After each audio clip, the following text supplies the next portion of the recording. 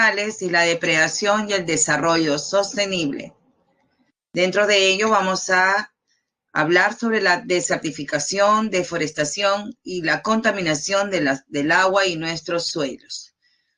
En educación cívica iniciaremos pues el estudio del Estado, ¿no? Los deberes y estructura del Estado, hoy que es tendencia, ¿no? En las redes sociales, ¿no? Los problemas entre los poderes del Estado. Y vamos entonces a iniciar el estudio de todo cada uno de los poderes y organismos del Estado en las siguientes semanas, ¿no? Hasta casi llegar a la semana 16, todo es referente al Estado. Muy bien, regresando a geografía, entonces vamos a iniciar, ¿no? El estudio de los recursos naturales y los problemas pues que afectan a nuestros recursos naturales.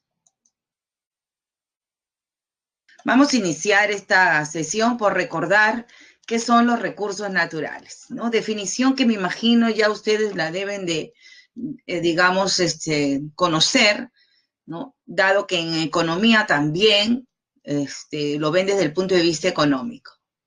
Entonces, vamos a definir a los recursos naturales como aquellos bienes que pueden obtenerse de la naturaleza sin intervención del ser humano. Entonces, son creación de la naturaleza. Estos recursos naturales son recursos porque sirven para satisfacer las necesidades humanas y tienen un valor actual en el mercado, ¿no? Potencial y actual en el mercado, contribuyendo al desarrollo económico de los países. Por ejemplo, los recursos mineros, ¿no? Que son recursos no renovables y petroleros, son la principal fuente de divisas para el Estado peruano, ¿no? Las mayores inversiones justamente se dan en este sector. También tenemos los recursos renovables, la flora y la fauna. En los últimos años, y cuando veamos agricultura, vamos a verificar que ha ido creciendo y que los ingresos, el Producto Bruto Interno, producto de la agricultura, ha ido creciendo, ¿no? Y bueno, somos pues un país exportador y de muchos productos alimenticios al exterior, ¿no? Y tenemos pues obviamente la fauna, una rica y variada fauna que también es fuente de diversos recursos, no solamente alimenticios, sino también para diferentes industrias, como por ejemplo la de cuero. Y sin duda uno de los recursos más importantes, renovables, ya que se recicla, es el agua, ¿no? Las fuentes de agua. Tenemos los suelos, ¿no? Y tenemos las diferentes formas de energía, ¿no? Que también son utilizadas, ¿no? Esto, por ejemplo, es ahí en Talara, ¿no? Entonces, toda la central eólica que está en el departamento de Piura. Bien, entonces, como ven, no todos los recursos naturales sirven para satisfacer las necesidades, pero también tienen un valor económico en el mercado, ¿ya? Y son fuente de desarrollo. ¿Cuál es el reto? La pregunta inicial que les voy a hacer es, ¿cuál es el mayor reto que tienen que enfrentar los recursos naturales? ¿Cuál es la contradicción entre el hombre y los recursos naturales? ¿Cuál creen ustedes? ¿Cuál es la mayor contradicción entre el hombre y los recursos naturales? Pueden utilizar el chat.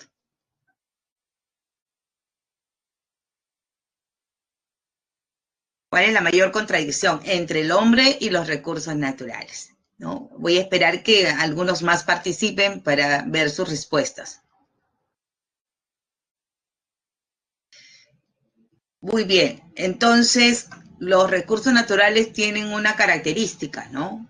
Que estos recursos son limitados, ¿no es cierto? Ahí Sofía, Nicolás nos han ayudado, Jin y Omar. Y nuestras necesidades al revés, ¿no? Nuestras necesidades son ilimitadas. Entonces, la mayor contradicción que existe entre el recurso y el hombre es eso, ¿no? Nosotros, infinitas necesidades que son ilimitadas. mientras que los recursos pues en la tierra son limitados y eso genera obviamente un conflicto, ¿no? Así pues, el mayor reto que enfrenta el recurso natural, el mayor reto es el crecimiento poblacional. Los especialistas señalan, y yo les decía en la clase pasada, cada vez que late nuestro corazón se añade un niño al mundo. A ese ritmo crece la población mundial, la cual, pues, imagínate, estamos en 2020, ¿no? Ya estamos acercándonos a los 8.000 millones de habitantes, ¿no? Y según las cifras, las estimaciones señalan que en el 2100 seremos 11.200 millones. La India habrá pasado a ser el país más poblado, dejando en segundo lugar a China y en tercer lugar a los Estados Unidos. Entonces, la explosión demográfica que vive la Tierra es un problema, porque obviamente los recursos naturales tienen que atender las necesidades hoy de cerca de 8 millones, pero en el 2100 de 11.200 millones. Otro de los retos es el alto desarrollo científico y tecnológico. ¿Por qué? Porque esto le permite al hombre, digamos, capturar los recursos naturales, explotarlos y utilizarlos con mayor facilidad, o sea, tener mayor acceso al recurso, puesto que no es lo mismo capturar pesca, o sea, cardúmenes, con una red tejida y utilizar la fuerza humana para poder capturar los peces, que utilizar, pues, redes eléctricas, radares, grúas eléctricas, que nos permiten capturar toneladas de anchoveta, por ejemplo, ¿no? Entonces, cuando el Perú, por ejemplo, ingresa algún pesquero y comienza a utilizar bolicheras con radares, comenzó a depredar el mar peruano y colocamos en riesgo la anchoveta. Entonces, esta tecnología y este desarrollo científico permite transformar los recursos naturales en bienes a mayor escala, ¿no? Con la segunda revolución industrial apareció lo que es la producción en serie, ¿no? Recuérdense. Entonces, eso le permitió entonces sistematizar la producción y producir mucho más, ¿no? Mucho más que en la primera revolución industrial. Entonces, todo esto, obviamente, además nos lleva a que el hombre, con todo ello, no pueda ejercer una mayor influencia sobre el medio. Una influencia que además es negativa, ¿no? Es negativa porque el impacto de las actividades humanas, ¿no? Es muy negativo en el medio ambiente. ¿Cuál es lo peor que está pasando? Obviamente es la depredación de los recursos naturales. Las economías mundiales han venido, digamos, utilizando los recursos indiscriminadamente y ha habido una sobreexplotación, como en el caso de la anchoveta, de varios recursos que han colocado en peligro de extinción.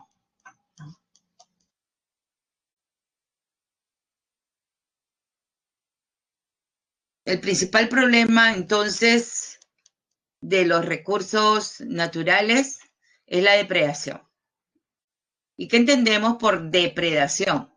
¿No? La depredación es entendida como la explotación indebida y excesiva de los recursos naturales, que les decía, ¿no? Por los que ya, obviamente, para satisfacer las necesidades, ¿no? Cada vez más población, cada vez más necesidades que satisfacer, ¿no? Y como ya les dije, el consumo de las tecnologías que le permiten tener mayor acceso a los recursos. ¿Cuáles son algunas evidencias de esta depredación o manifestaciones o evidencias de esta depredación? Pues bien, tenemos en primer lugar la deforestación, ¿no? Que vamos a hablar luego a profundidad, que está generando la erosión genética. Entendamos por erosión genética a la pérdida de esta biodiversidad, ¿sí? Acá tenemos, miren, varios tipos de zanahoria, ¿no? Y supongamos que desaparece esta variedad, desaparece esta, ¿Y qué es lo que está pasando en la zanahoria? ¿No? ¿Qué está ocurriendo? Está ocurriendo una erosión genética, ¿sí? Entonces, se está perdiendo la variedad dentro de una especie y que puede conllevar a la extinción de la especie, ¿no? Y la pérdida de la biodiversidad en el planeta. La quema de cobertura vegetal y natural también está provocando la erosión genética y también, obviamente, la pérdida de la biodiversidad, ¿no? Entonces, no solamente se tala, ¿no? Sino también se queman bosques y pasturas que vamos a ver luego, analizarlas. Otro de los problemas con relación a los recursos naturales es la contaminación del aire, ¿no? Un aire que respiramos y que necesitan todos los seres vivos para vivir y que sus altos niveles de contaminación están provocando pues enfermedades y alteración en los ecosistemas. Y tenemos la contaminación de las aguas, tanto mares, ríos, lagos, ¿no? Digamos, y hasta acuíferos están sufriendo un proceso de contaminación producto de las actividades humanas. A esto se le añade también la contaminación del suelo, ¿no? Producto también de los relaves mineros y otras actividades que vamos a analizar, que contaminan seriamente este recurso natural. ¿Cuáles son las causas de la depredación? Obviamente una es, ya hemos señalado, ¿no? El crecimiento demográfico, el uso y abuso de las tecnologías, pero también las malas políticas de gestión, ¿no? Entre ellas se ignora a las comunidades de las localidades involucradas en la toma de decisiones. En el caso peruano es evidente esto, ¿no? Ya que digamos, cuando se va a llevar a cabo un proyecto minero, no se toma en cuenta la opinión de las poblaciones afectadas con las posibles contaminación que pueda generar esta actividad económica. Entonces, también tiene que ver mucho con las políticas de Estado, ¿no? Con las políticas de Estado, con las leyes y normas también que se dan para evitar todo esto que he mencionado. Bien. Con esta introducción vamos entonces ahora a analizar los, digamos, mayores manifestaciones de la depredación en el Perú. Y vamos a iniciar con la deforestación.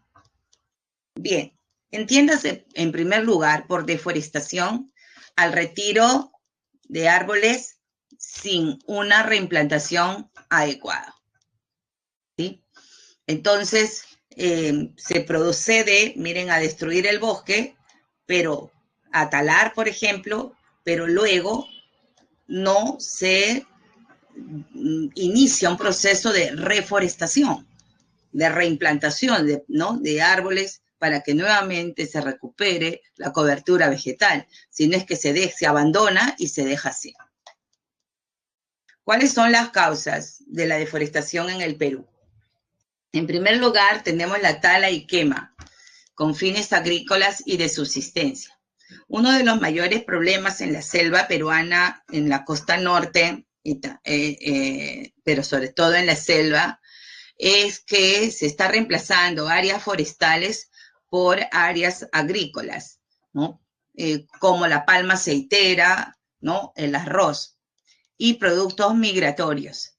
De todas las agriculturas que se desarrollan en la selva, la peor es la migratoria, ¿no? Ya que los colonos talan o queman los árboles y inician un proceso de siembra. Pero como estos suelos no son aptos en realidad para la agricultura, o sea, no son muy ricos en nutrientes, en humus, y digamos las calidades que debe tener un suelo para la agricultura, ¿correcto? Porque son aptos para cultivo permanente, que son los árboles, ¿no es cierto? Entonces va a llegar un momento en que el suelo va a perder, ¿correcto? Sus nutrientes y ya no va a producir igual. Entonces, ¿la población qué hace? La población salta, comienza a saltar de este lugar, entonces se migra acá y hasta que ya el suelo no dé más, migra aquí y entonces vamos a encontrar huecos, ¿no? En todo el bosque. Y lo vamos a ver porque ahí les he colocado una foto satelital, ¿sí? Ahorita lo vamos a ver. Entonces, la principal causa es esa, ¿no? Y obviamente, si hay agricultura, hay población, hay asentamiento humano, ¿no? Y entonces también se tala, obviamente, para reemplazarlo por casas, ¿no? Temporales, ¿sí?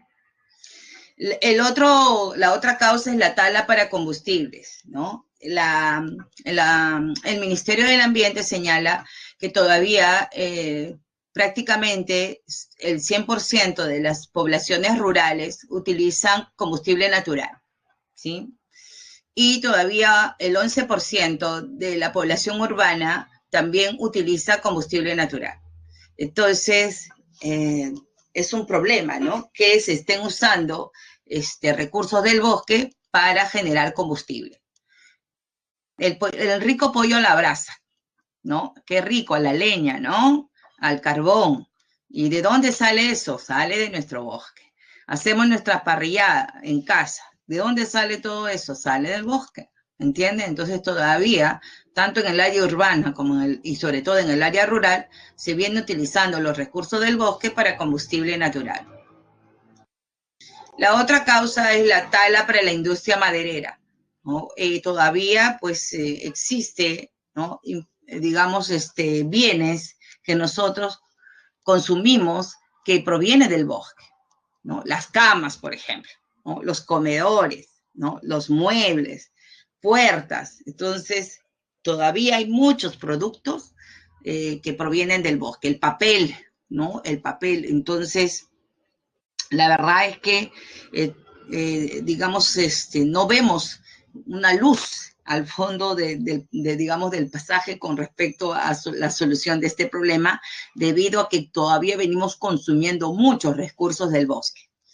Y la tala, que es peor dentro de esta tala comercial, porque para la industria es una tala comercial, es la ilegal, ¿no? Porque las empresas a las cuales se les da concesiones para lo que es tala comercial, ellos están obligados a también tener un programa de recuperación, de reforestación, pero la tala ilegal no, pues porque escapa del control del Estado.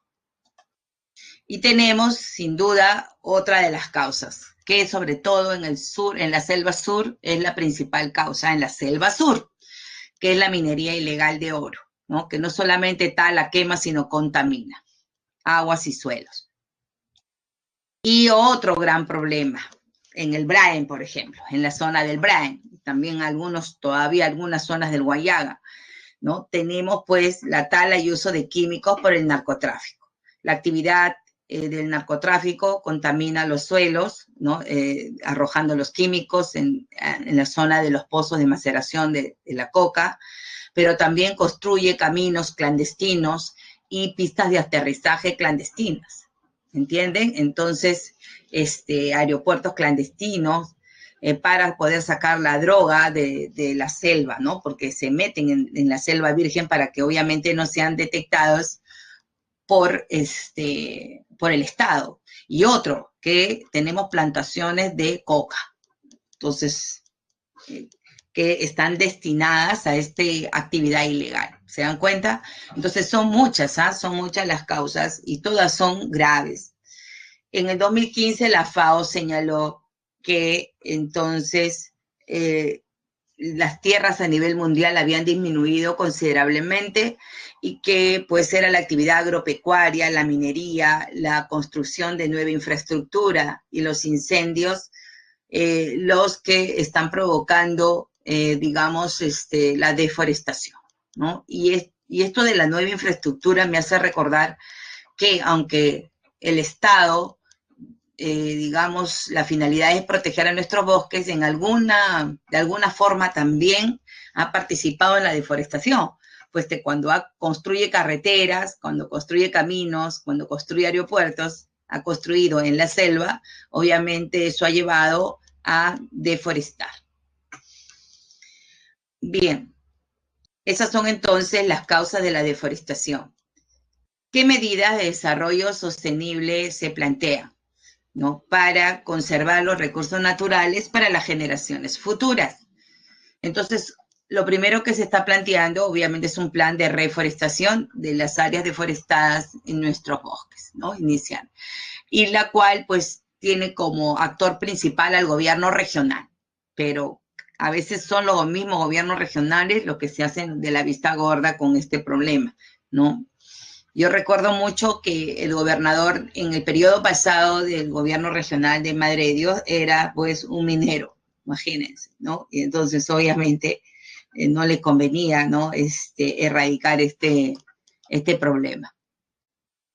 Utilizar métodos menos agresivos como la roza y quema. Y como ya les dije, evitar el derroche de los recursos naturales, ¿no? Usar menos, aprender a reciclar. Tenemos que volvernos una sociedad recicladora y aprender a reutilizar también los recursos, ¿no?, y darle otro uso y también reciclarlos. Hay países que, como Noruega, ¿no?, que pues son expertos en esto. Y comenzar a consumir productos sustentables en el tiempo, ¿no?, para ir disminuyendo el consumo de productos del bosque.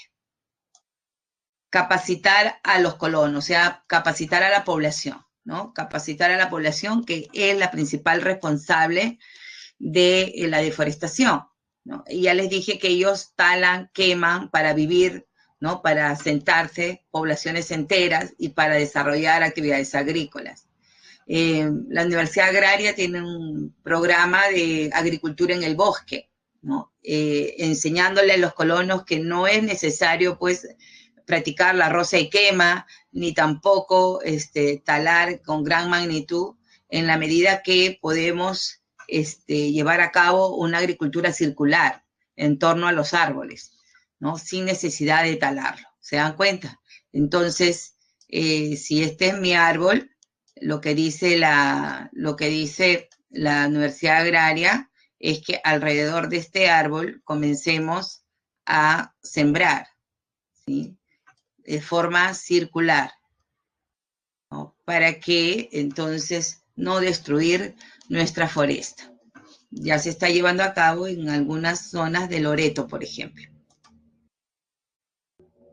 Y como mencioné también, las normas, las leyes, las regulaciones tienen que ser claras, ¿no?, claras y aplicables para que tenga éxito, pues, digamos, política de Estado de recuperación de los bosques. Recordemos, además, que yo mencioné cuando hablábamos de cambio climático, que la causa principal el aporte, perdón, del Perú al cambio climático, el mayor aporte era en deforestación, ¿no?, que la deforestación generaba toneladas de CO2. Muy bien. ¿Cuáles son las cifras? Las cifras con relación a la deforestación en el Perú son preocupantes, ¿sí? Son preocupantes. La pérdida de los bosques húmedos de la Amazonía es del 53,9%, imagínense. En los bosques secos de un 3,2% y en los bosques andinos un 0,2%. Yo les he traído cifras del 2018, en la separata están del 2015, ¿sí? Las cifras son referenciales, no vamos a preguntar cifras en el examen. Lo importante es que nos permitan analizar cómo está, ¿no?, produciéndose esta deforestación. Y según el MINAM, el Perú en el 2018 registraba una deforestación histórica de aproximadamente 10 millones de hectáreas. En el 2015 era de 9.500.000. Pero sí, tenemos en cuenta que el promedio anual es de 155.000 hectáreas, entonces estábamos hablando en el 2018, pues, ya de aproximadamente, siempre es aproximado porque no es exacto, de 10 millones de hectáreas. También señalan que en los últimos 20 años, entonces, considerando del año 2000 al 2020, ¿sí?, se han perdido 2 millones de hectáreas. Entonces, se señala que es el periodo en el que más, digamos, la deforestación se ha dado de forma acelerada. Entonces, en vez de reducir, ¿no?, los niveles de deforestación, en los últimos 20 años se ha incrementado, ¿no?, llegando a 155.000 hectáreas.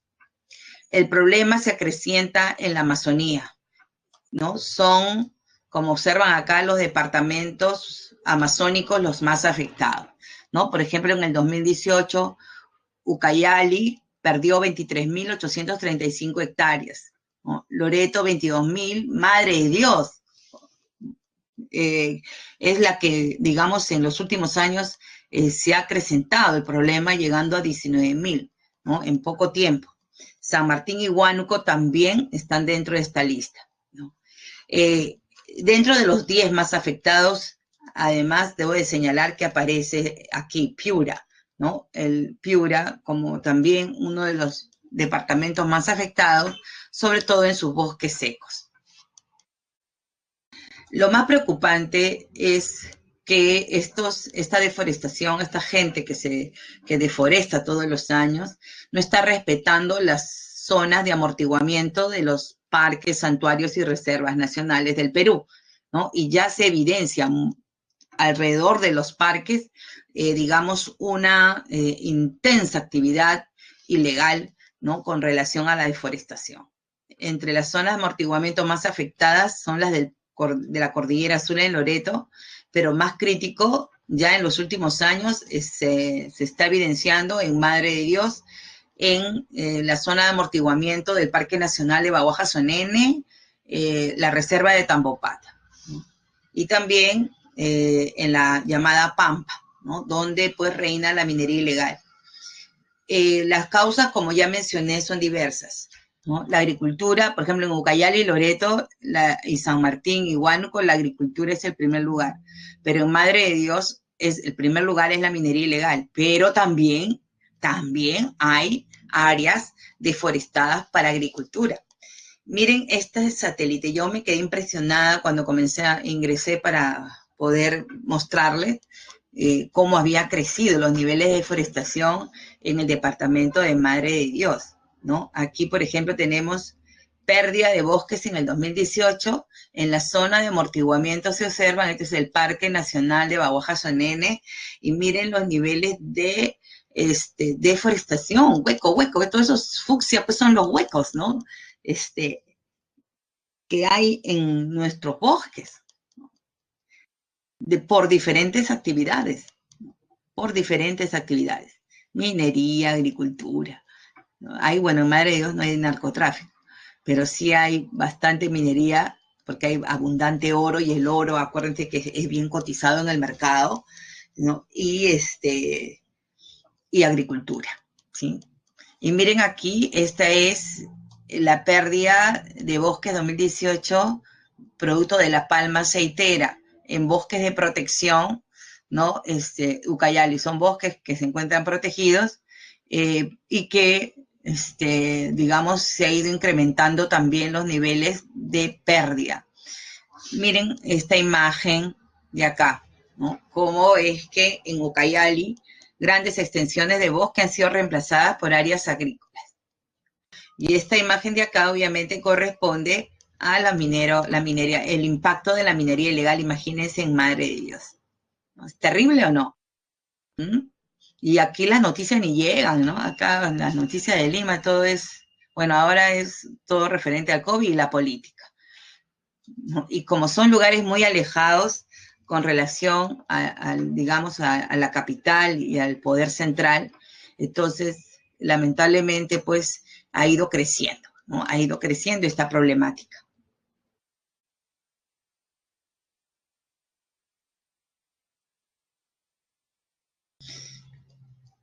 Bien.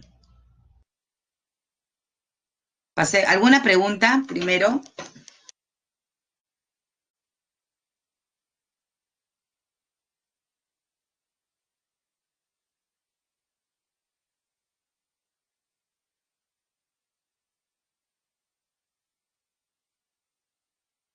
Bien, si no hay preguntas, pasemos ahora a la contaminación del agua, ¿sí? Dicen que el agua es vida y que debemos consumir 2 litros de agua diario, ¿no? Bastante agua. para hidratarnos, y ahora que ustedes están estudiando, también tienen que consumir abundante agua. Si bien es cierto, el agua es vida, el 80% de las enfermedades que padecen las personas, sobre todo al nivel del aparato digestivo, se producen por la ingesta de agua contaminada o alimentos contaminados, ¿no? Debido a la introducción de agua contaminada en la cadena alimenticia. Los niveles de contaminación en el Perú de nuestras aguas es muy preocupante, ¿no? Debido a diversas actividades también que venimos realizando. Pero ¿cómo podemos, digamos, señalar cuando un agua está contaminada? ¿Se acuerdan que yo cuando hablábamos de contaminación del aire les explicaba que había los llamados ECA, los estándares de calidad ambiental? Pues bien, hay estándares de calidad ambiental para el aire, pero también hay estándares de calidad ambiental para el agua. Correcto, y estos estándares son los que nos señalan si los niveles de contaminación en el agua dañan y son perjudiciales para los organismos vivos. ¿Correcto? Entonces, entiéndase por contaminación del agua a un cambio de calidad del agua de tipo químico, biológico y físico, y que lo hace perjudicial para los organismos vivos. Entonces, los ECA, como repito, los estándares de calidad ambiental del agua, nos permiten identificar si esa agua está contaminada o no.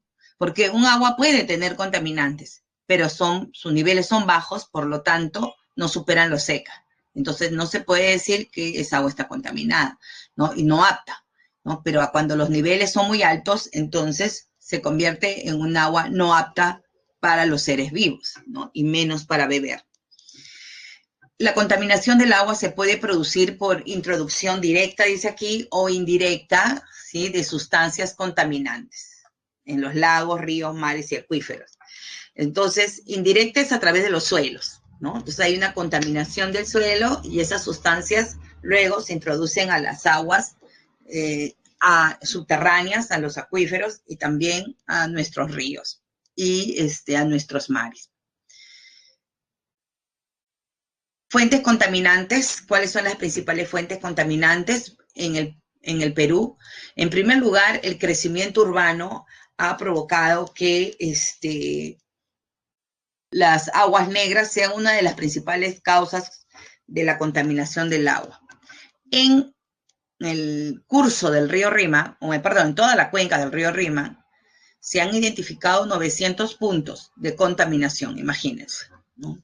El río Rima recibe desde arriba de la parte de su cuenca alta relaves de minería ilegal. Y cuando ya el río se ingresa a los primeros centros poblados de la provincia de Huarochirí, en Canta, en Matucana, perdón, comienza a recibir esto, ¿no? Comienza a recibir aguas negras de estos centros poblados. Y así recibe aguas negras, pues, de Ricardo Palma, de Chosica, Chaclacayo, Huachipa, ¿no? Estas aguas terminan en la Tarjea, que es la planta de purificación, y también en la planta de Huachipa.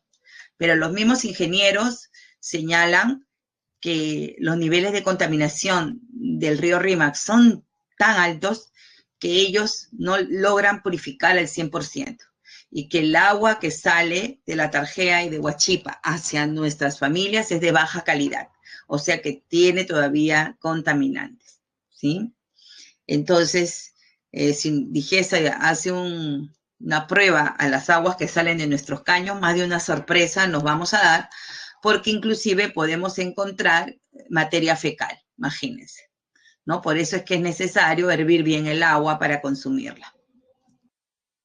Otros son los desechos industriales, ¿no? Que también reciben los ríos, ¿no? Y que incluso llegan hasta el propio mar. Si observan la imagen, esto es el mar, esta es una zona del Callao, donde encontraron estos desechos contaminantes industriales y que tuvieron que separarlo, ¿no? De tal manera para que esto no ingrese al mar, ¿no? A través de la desembocadura del río. Terrible, ¿no? Y esto aquí nomás en el Callao.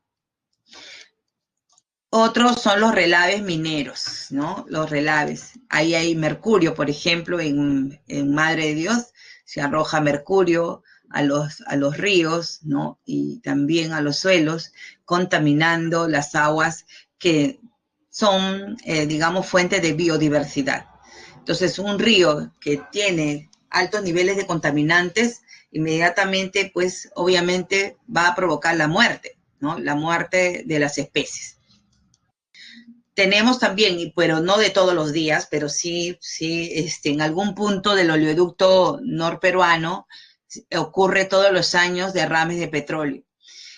Y la mayor incidencia de derrames de petróleo ocurre por la misma población que roba, ¿sí? Que roba petróleo, entonces provoca, digamos, la ruptura de parte del oleoducto.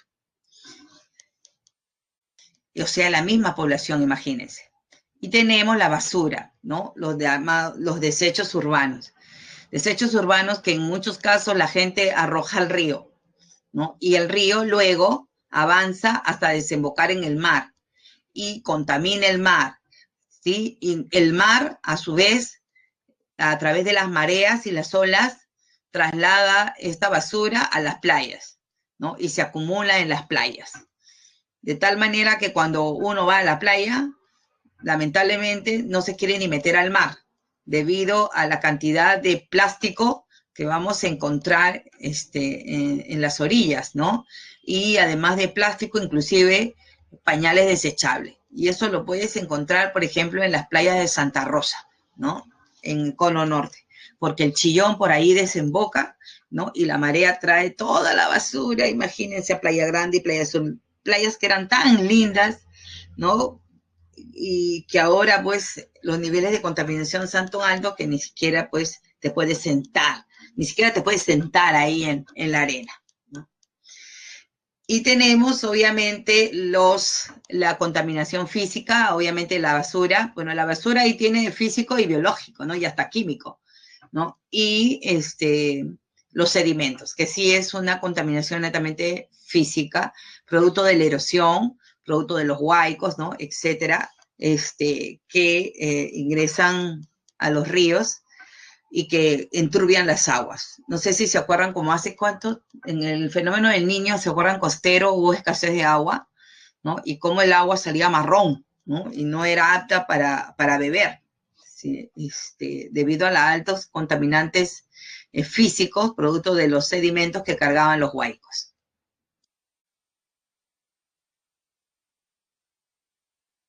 ¿Cuáles son las consecuencias de la ingesta de agua contaminada?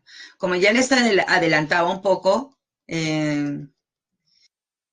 la contaminación del agua genera el 80% de las enfermedades en vías de desarrollo. Estas enfermedades están asociadas al sistema digestivo, ¿no? Diarreas, cólera, hepatitis, gastroenteritis, parasitosis, vómitos, gastritis por el helicobacter. Tengan cuidado con el helicobacter que está en las lechugas, no hay que dejarlas remojando con lejía, con gotitas de lejía antes de consumirla, ¿ya? Porque el helicobacter es bien difícil matarlo cuando ingresa al estómago, esta bacteria. Incrementa, obviamente, muerte de personas, porque una cosa es el helicobacter y otra cosa es metal pesado en la sangre, ¿no? Producto de la ingesta de agua contaminada, como repito, de tipo química. La alteración de los ecosistemas acuáticos y del litoral. Esta imagen que nos vemos aquí es del departamento de Pasco, de una laguna, ¿no? De una de las comunidades campesinas del departamento de Pasco, donde de producto a los altos niveles de contaminación parece que arrojaron contaminantes los mineros ilegales a la laguna. Lamentablemente, pues, murieron todas las especies. Otra forma que se ha identificado es la indirecta, es decir, los mineros ilegales actúan y echan los relaves obviamente al suelo, pero al filtrarse, correcto, al filtrarse, viajan y afloran en las lagunas y entonces el agua totalmente contaminada. Lo preocupante no solo son los peces, sino que esta comunidad campesina obviamente utilizaba el agua para beber y para obviamente, darle de beber a sus animales y regar sus productos, ¿no? Regar sus productos. Entonces, lamentablemente, ¿no? Los niveles de contaminación hicieron pues que, digamos, los pobladores de las comunidades campesinas se vieran afectados. Bueno, y la disminución de la producción en general, no solamente pesquera, ¿no? Sino en general. Pesquera, ¿no es cierto? Acuicultura, ¿no? Ganadera, porque aquí no podían tomar agua, ¿no? Y los animales pueden morirse por falta de agua. El caso del anchovete es claro, por ejemplo, ¿no? Pero en este caso, bueno, la anchovete es por sobreexplotación, ¿no? Pero también puede haber un derrame de petróleo porque en el departamento de Piura tenemos plataformas marinas que extraen petróleo del Zócalo, ¿no? Y ya más de una vez ha habido derrames, ¿no? En las playas. Bien, ¿qué medidas de desarrollo sostenible se proponen para mejorar la calidad del agua de nuestros lagos, ríos y mares? En primer lugar, se plantea reducir el volumen de los contaminantes. Digamos, suena difícil, ¿no? Suena difícil ya que casi todas las actividades, pues, que realiza el hombre contaminan. Reutilizar el agua residual, ¿no? Tratar en las aguas residuales, ¿no? Para que éstas no vayan directamente a los ríos y mares, y reciclar algunos contaminantes, ¿no? Son algunos planteamientos en cuanto a medidas de desarrollo sostenible se refiere por la contaminación del agua. Muy bien. ¿Alguna pregunta sobre contaminación del agua?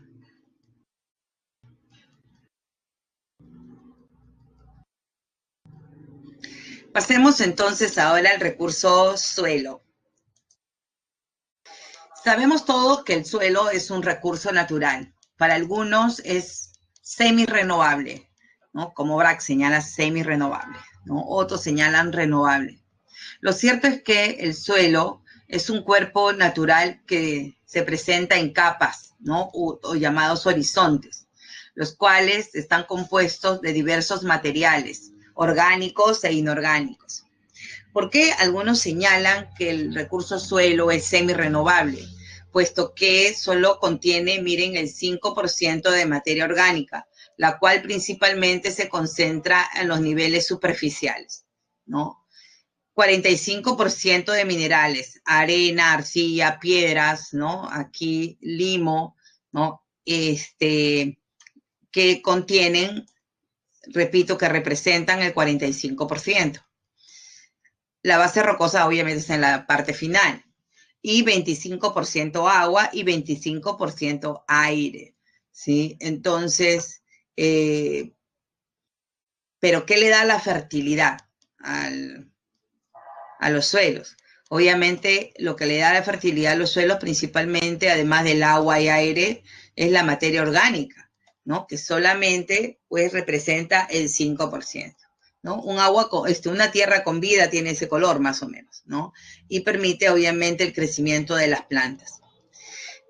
Los suelos son un recurso, por lo tanto, muy frágil, ¿no? Porque si matamos los organismos útiles o vivos del suelo, entonces matamos ese 5%, por ejemplo, del uso exagerado de plaguicidas o pesticidas, o contaminando con relaves los suelos, entonces el suelo rápidamente se va a degradar.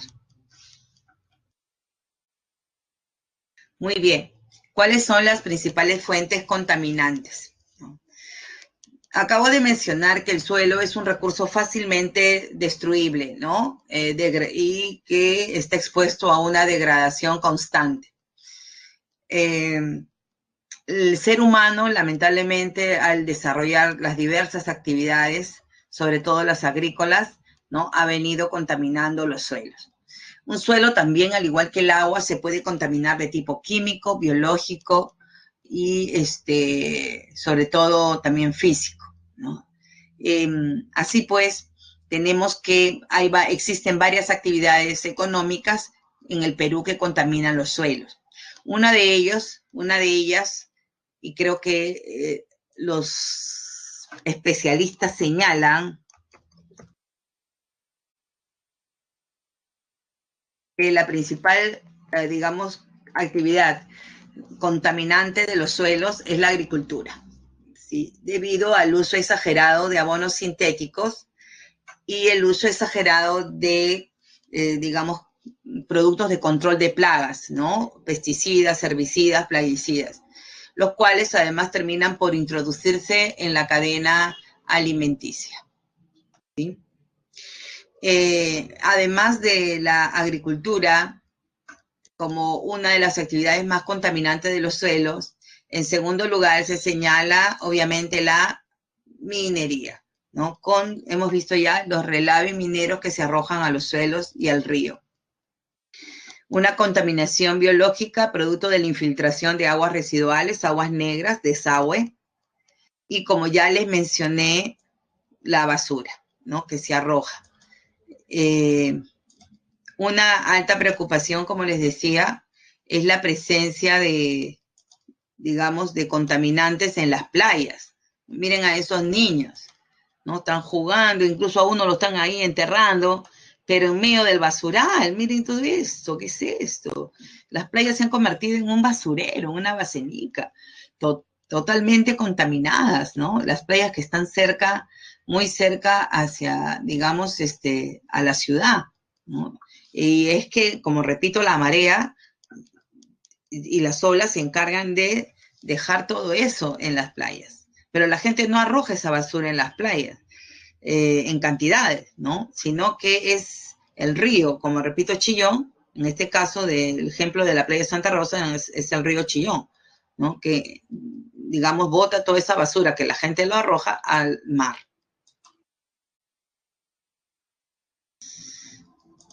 Bien.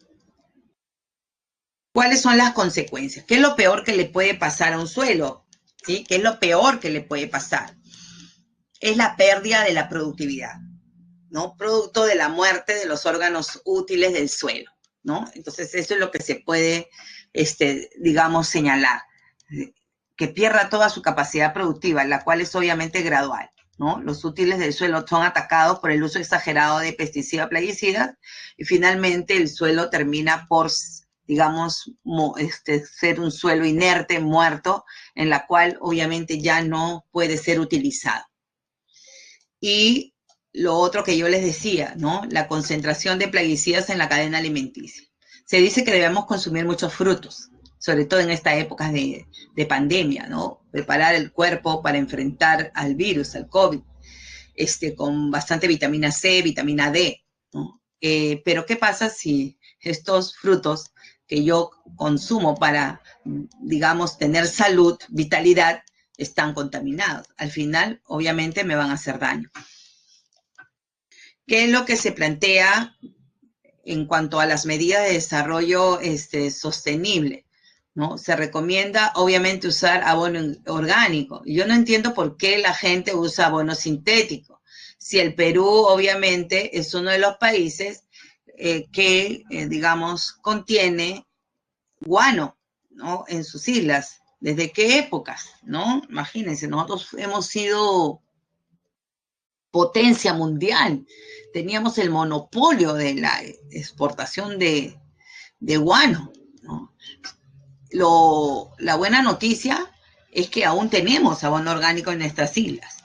La mala noticia es que todavía siguen exportando guano. Entonces debemos fomentar el consumo interno de guano en las actividades agrícolas. Y cada vez nuestros productos orgánicos sean más. Ya tenemos bastantes productos orgánicos. Tenemos un café orgánico, por ejemplo, premiado en Europa, ¿no? Tenemos una variedad de productos orgánicos. Plátano orgánico, por ejemplo, está más caro. La mano está 4 soles un plátano orgánico, ¿no? Porque es más costoso. Eso sí, es más costoso, pero también es más sano, ¿sí? Otro es practicar la rotación de tierras de cultivo, ¿no? Y el descanso. Yo le añado el descanso y lo vamos a ver en agricultura, ¿no? Dos técnicas importantes, hacer descansar la tierra y practicar la rotación de cultivos para que el suelo no se degrade. Y aplicar, obviamente, de forma racional y no exagerado, los plaguicidas. Para eso hay que capacitar, pues, ¿no? A los campesinos. no solamente dejarlos así, abandonados, sino tiene que haber, el Ministerio de Agricultura tiene que, digamos, asesorar a nuestros campesinos y apoyarlos en el desarrollo de sus actividades. Yo le decía, ¿qué es lo peor que le puede pasar a un suelo? Su degradación. En sinónimo, la desertificación, no se olvide. Bien, en resumen, ¿cuáles son las principales actividades entonces que contaminan el suelo en el Perú? Tenemos entonces la agricultura, ¿no? Con el uso de agroquímicos, abonos y control de plagas, reduce obviamente el rendimiento de los cultivos. Tuve oportunidad de ir al Valle de Virú con mis estudiantes y ellos entrevistaron pues a los campesinos y algunos señalaban que las tierras estaban perdiendo su fertilidad y cómo ellos se daban cuenta. Por ejemplo, el ají páprica, en la primera cosecha habían pues ajíes muy grandes, ¿no? Hermosos, como decían ellos, ¿no? Pero después, chiquitos. El arroz ya no crece tan alto, ya no produce tantos sacos. Entonces ellos se daban cuenta por eso. Entonces eso quiere decir que la tierra, obviamente el suelo, estaba perdiendo, ¿no? Su capacidad productiva, ya no producía tanto, no tenía tantos nutrientes como para permitir que los cultivos pues sean mejores. Por eso que ahora se promueve el descanso de la tierra. Tenemos tierras cultivadas y tierras en descanso.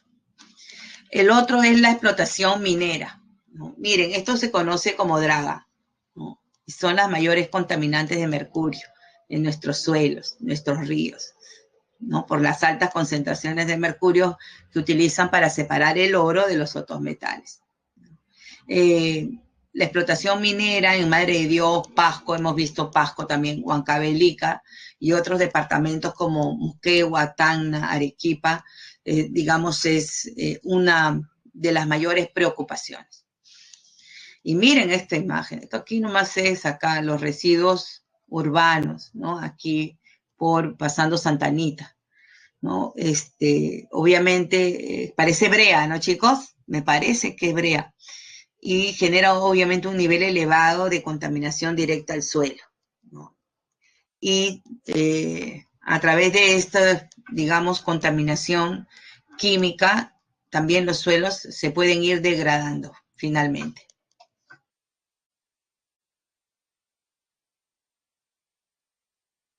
¿Qué es lo peor que le pueda pasar a un suelo? Les dije, es la desertificación. Entendida desertificación por la degradación del suelo, ¿sí? La degradación del suelo en zonas áridas, semiáridas, subhúmedas, producto de las actividades humanas, ¿sí? Así pues, suelos fértiles poco a poco se han ido degradando, ¿no? Y han ido perdiendo su capacidad productiva.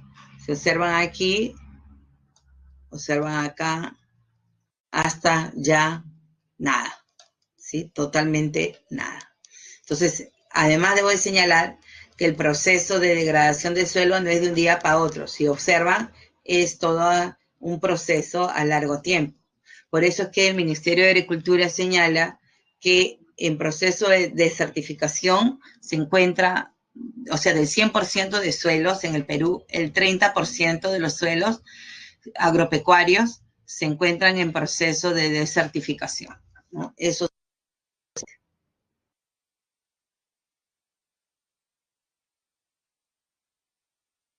Bien, ¿cuáles son las causas de la desertificación en el Perú? ¿No? Obviamente las causas directas, ¿sí? Directas, porque indirectas puede ser a través de la contaminación, ¿no? Y estas son directas. Aquí tenemos la pérdida de la capa fértil, ¿no? Por las malas prácticas agropecuarias. En cuanto al sector del agro, ya hemos señalado, pues, todos los usos de contaminantes, ¿no? En cuanto a productos químicos se refiere. Y en cuanto a las actividades pecuarias, se encuentra, pues, obviamente, el sobrepastoreo, ¿no? El sobrepastoreo, que ocurre principalmente en las zonas altas, de las vertientes occidentales y orientales. Pero también tenemos, obviamente, la agricultura como una actividad altamente contaminante y que a largo plazo puede generar por contaminación la desertificación. El otro es la destrucción de la cobertura vegetal por la tala y quema y sobrepastoreo. Ya sabemos que la tala y quema está asociada a la deforestación, ¿no? Y hemos visto cómo grandes espacios de bosques han quedado totalmente sin cobertura vegetal. Estos problemas ocurren en diferentes partes del país. Por ejemplo, en los bosques secos del norte. Aquí, esta imagen corresponde, por ejemplo, a Piura, ¿no? Y lamentablemente la población tala mucho el algarrobo, que es una de las principales especies. Y el algarrobo tiene, obviamente, 10 usos diferentes. Pero en algunas zonas está prohibida la tala del algarrobo.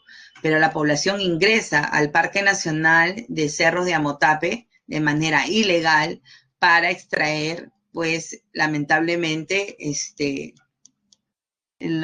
extraer leña para usarlo después como combustible natural, ¿sí? El otro es el pastoreo, sobrepastoreo, sobre todo en las punas altoandinas y vertientes occidentales. Dado que todos sabemos que en la sierra solo llueve en verano, si tú dejas sin cobertura vegetal, debido a que le das de comer al ganado hasta que no quede ni un pasto, entonces todos estos suelos están expuestos a la erosión hídrica y eólica, ¿no? Y al perder cobertura vegetal se vuelve en tierra muerta, finalmente. Tenemos la salinización por sobreriego y el mal drenaje. Esto ocurre principalmente en los valles costeros, sobre todo en los valles costeros del norte del Perú, ¿no? Desde La Libertad, Lambayeque, ¿no? Y Piura, producto de que es el afloramiento de sales. Pero ¿por qué está aflorando sales en la superficie? Como pueden observar en la imagen. ¿Qué está pasando? Pues bien, aquí en los valles del norte se cultiva mucho arroz, ¿ya? Y el arroz necesita abundante agua. Cuando uno va en tiempo de siembra al norte y va por la carretera panamericana y se ve los valles ahí cultivados, todo es agua, parece que hubiera ocurrido una inundación, ¿sí? Todo el valle está inundado de agua, ¿no? Porque justamente el arroz necesita abundante agua. Y estas aguas se van filtrando poco a poco, ¿no? Hasta permitir que las sales que se encuentran más profundas afloren a la superficie. Entonces, lamentablemente, el suelo se está intoxicando de sales minerales y poco a poco está reduciendo su productividad hasta convertirse, pues ya finalmente en esta zona, miren, un suelo ya no apto para la agricultura. Este destino que estamos viendo aquí, ¿no? Aquí en toda esta zona que todavía está verde, también corre riesgo, ¿no? De salarse, lamentablemente. Esto ocurre principalmente en los valles costeros, como les decía, sobre todo en el norte. Y tenemos también el empantanamiento por mal drenaje, ¿no? El mal drenaje también está provocando la proliferación de pantanos, como observan aquí. Áreas donde se desarrollaba la agricultura, ahora hay pantanos. Y ahí es imposible, obviamente, pues, desarrollar alguna actividad, ¿no? Y obviamente ya se convierte en un suelo también, improductivo, ¿no? Debido a las grandes cantidades de agua que afloran y sobre todo aguas salobres, ¿no? En la costa, lo que, afloran no son aguas dulces, ¿no? Son aguas salobres, ¿no? Debido a la mezcla de sales, aguas fluviales, pero también sales que afloran del fondo. Muy bien. Hemos terminado geografía. ¿Alguna pregunta? ¿Alguna pregunta?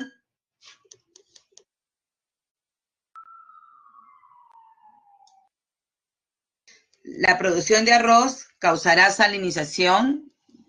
sí o sí, a la larga, en la costa. No estamos hablando de la producción de arroz en la selva, que es diferente, porque ahí no hay, pues, no está próximo al océano. El problema es en la costa, ¿no? Debido a la proximidad de los valles al litoral, ¿no? Y donde obviamente se filtran aguas saladas, ¿entiende? Entonces, y el arroz es uno de los productos que más usa agua, ¿no? Y hay un sobreriego, pues porque les digo que aparece todo inundado, imagínense, de agua. Creo que les hubiera puesto un agua, digamos, una imagen donde vean cómo es que el valle, olvídense, está totalmente cubierto de agua, ¿sí? Muy bien, hemos terminado. Hoy día no ha sido muy extenso, ¿no? Geografía, pero sí tenemos bien extenso cívica. Así que contestemos, pues, una preguntita. A ver, esta de aquí.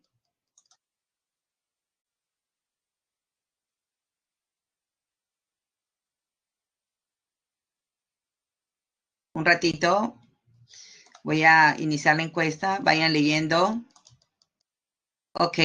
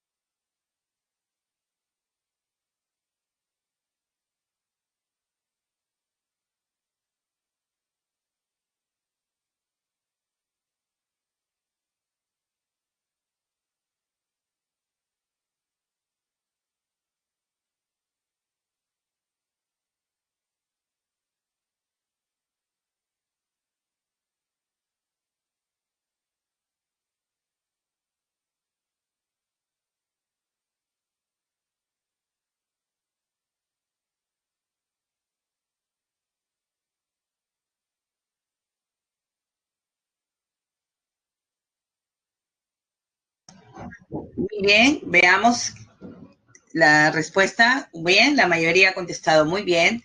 La respuesta era la letra D, ¿no? Entonces, en lo que es A, los que marcaron a dónde ha habido, pues, el error, ¿no? Prácticamente entre la primera y la última, porque la deforestación está asociada a la agricultura migratoria y no al mal drenaje de los suelos, ¿sí? Entonces, ¿qué pasó aquí? Esto no es con esto. Mal drenaje, acabamos, y además acabo de terminar de decir, ¿no? Que el mal drenaje de los suelos estaba provocando la desertificación de los suelos, no la deforestación, ¿sí? Estar atentos, estar atentos. Muy bien, las respuestas 1B, 2C, 3D y 4D.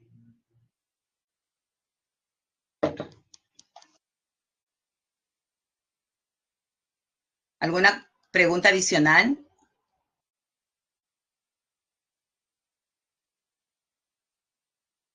Bien, entonces vamos a ahora pues entrar ya al estudio del Estado peruano. Estructura del Estado peruano. Esto de estructura lo vamos a ver solo de manera así rápida, puesto que después vamos a ir estudiando uno por uno.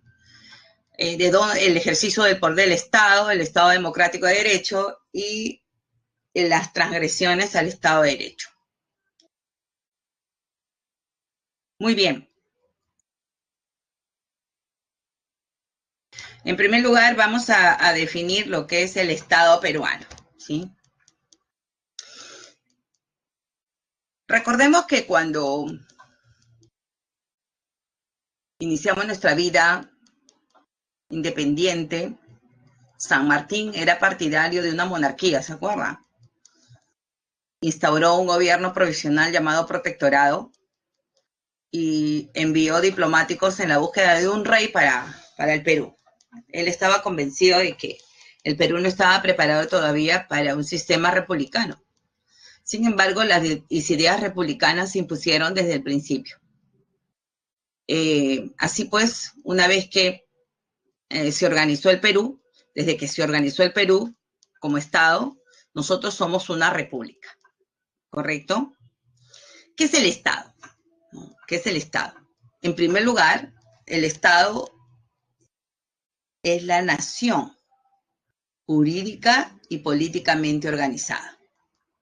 ¿Sí? Es la nación quien funda el Estado. Acuérdense que nosotros declaramos nuestra independencia y fundamos la República del Perú.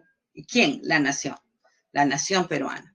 Entonces es el elemento fundacional del Estado, ¿no? Es el elemento espiritual, el creador, ¿sí? El creador de las leyes, de la parte jurídica, ¿no? Y es el elemento entonces, digamos, inicial. Quien funda el Estado, crea el Estado y además le da una forma jurídica y también le da una forma política. Pero dentro del concepto de Estado también está el territorio y es obviamente es la nación jurídica y políticamente organizada sobre un territorio, determinado territorio. Y aquí lo vemos, ¿no? Nuestro territorio y ahí la nación, cómo esta pues se organiza en el territorio. Pero además hay un cuarto elemento que dice la definición, donde se ejerce soberanía, es decir, donde el Estado ejerce su poder. No hay Estado sin soberanía, obvio, ¿no? Ni tampoco hay Estado sin territorio, porque ¿dónde va a ejercer ese poder? ¿Dónde se va a organizar? ¿Me entienden? Entonces, hay cuatro elementos ahí, ¿no? Dentro de lo que es el Estado. Y vamos a hablar luego de cada uno de ellos. Entonces yo les decía que el Perú desde sus orígenes es una república. ¿Pero qué tipo de república es? ¿No? Es una república, en primer lugar, democrática. ¿Y por qué? La pregunta es ¿por qué es democrática? Porque obviamente se sustenta en los principios de soberanía popular. Social, porque es una república que reconoce los derechos fundamentales. Independiente, ¿no? Porque se basa en la separación o independencia de las funciones supremas, o sea, la separación de poderes, ¿no? Bajo supervisión constitucional. Y soberana, porque obviamente goza de autonomía en la toma de sus decisiones. Y hacer que impere la ley dentro del territorio. Esas son entonces las cuatro características que tiene nuestra república. Nuestra Constitución también señala que el Estado es uno indivisible, es decir, todos sus elementos, territorio, nación y soberanía, es una unidad, ¿no? Una unidad que es además indivisible, ¿sí? El Estado es una república democrática, hemos dicho, porque se basa en los principios de soberanía popular. Pero, ¿quiénes van a ejercer? ¿Correcto? ¿Quiénes van a tener el control del Estado? Entonces, quienes asumen las responsabilidades de conducción del Estado, ¿sí? Es el gobierno. Entonces, toda república tiene una forma organizacional y esta forma organizacional viene a ser el gobierno. El gobierno del Perú, según esta constitución, es unitario, puesto que es de carácter nacional, es representativo porque todas las autoridades son electas y descentralizado porque además del gobierno central, existen diferentes niveles de gobierno en el Perú. Esas son entonces las características generales del Estado peruano. Como Estado es una república, ¿correcto? Democrática, social, independiente y soberana. Y es una indivisible. ¿Y cómo se organiza el Estado? ¿No? La forma en que se organiza es a través de un gobierno. Y este gobierno es unitario, representativo y descentralizado. ¿Sí? Bien.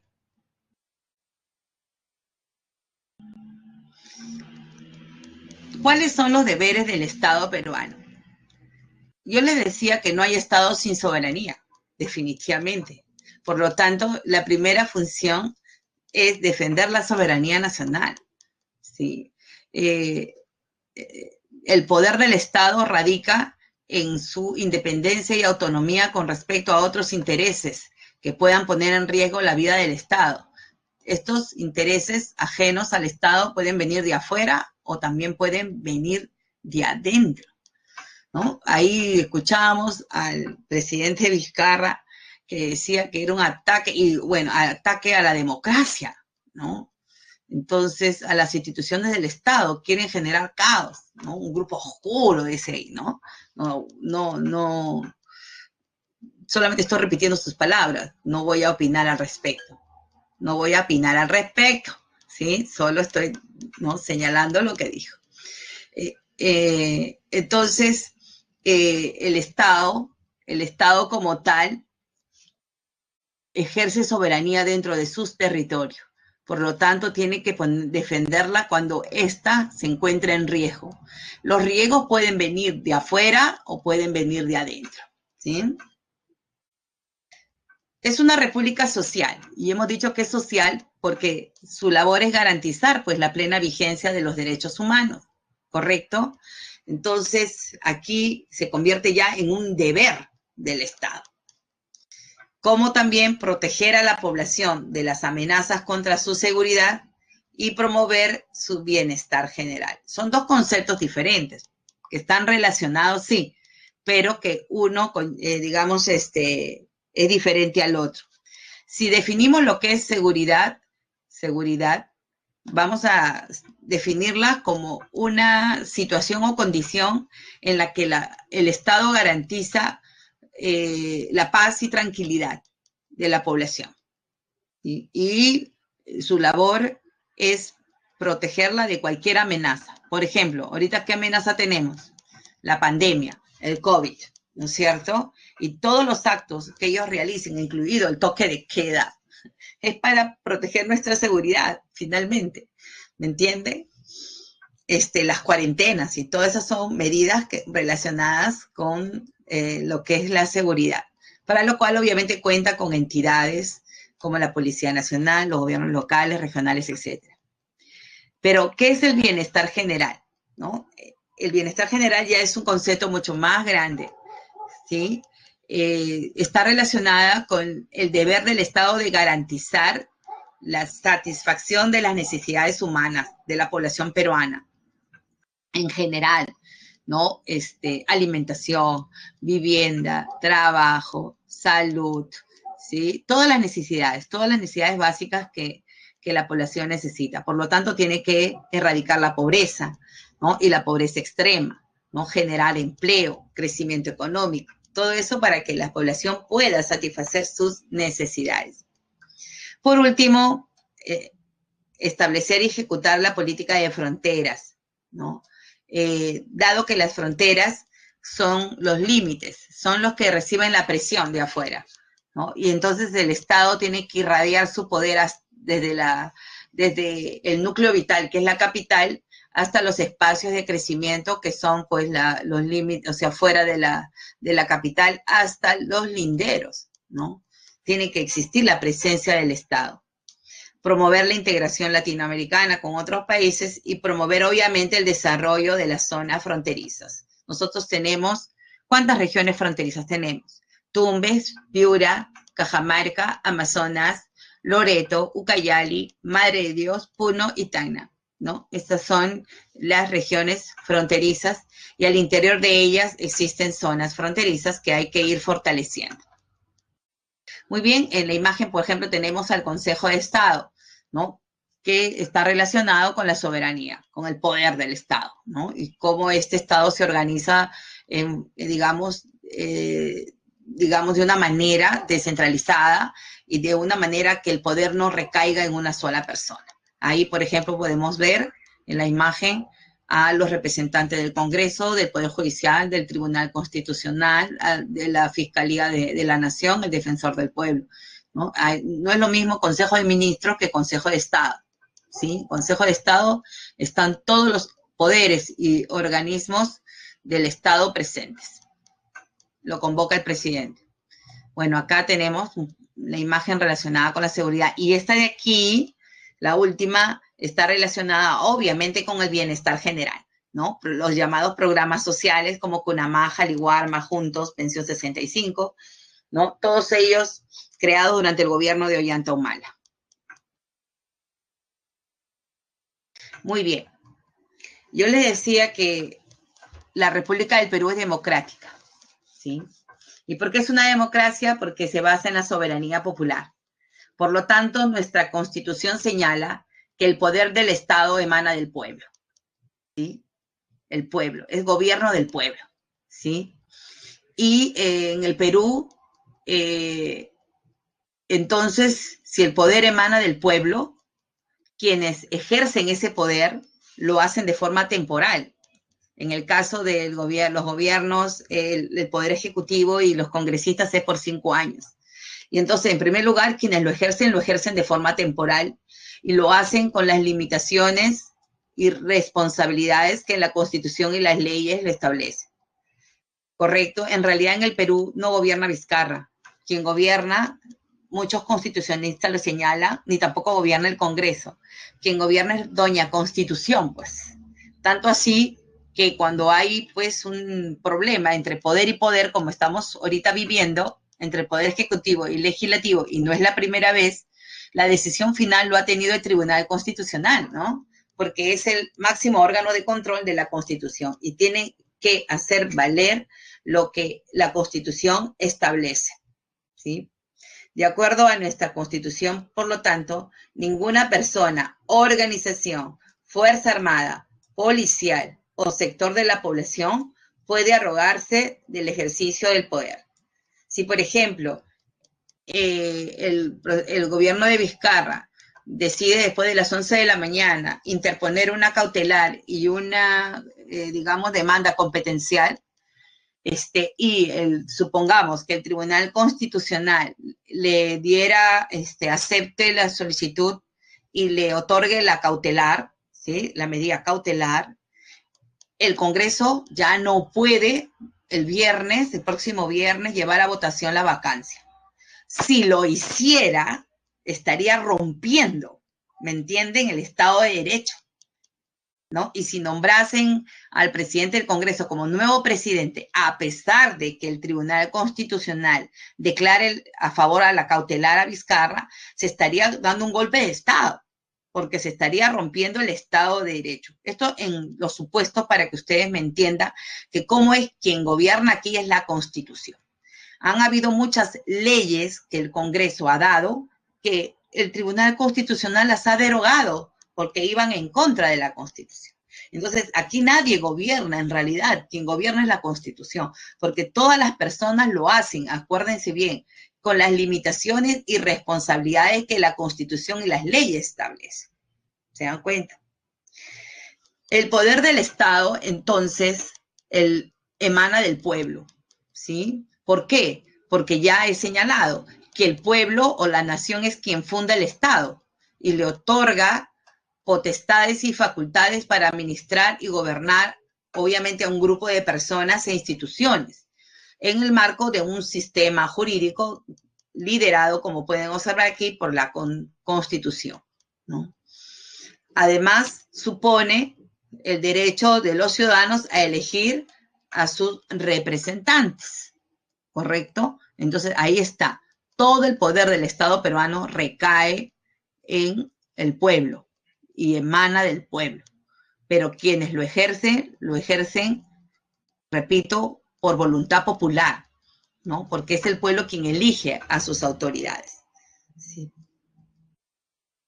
Bien, y como ya hemos mencionado, por lo tanto, existe una supremacía en el Perú de la Constitución. ¿Quedó claro? ¿Alguna pregunta?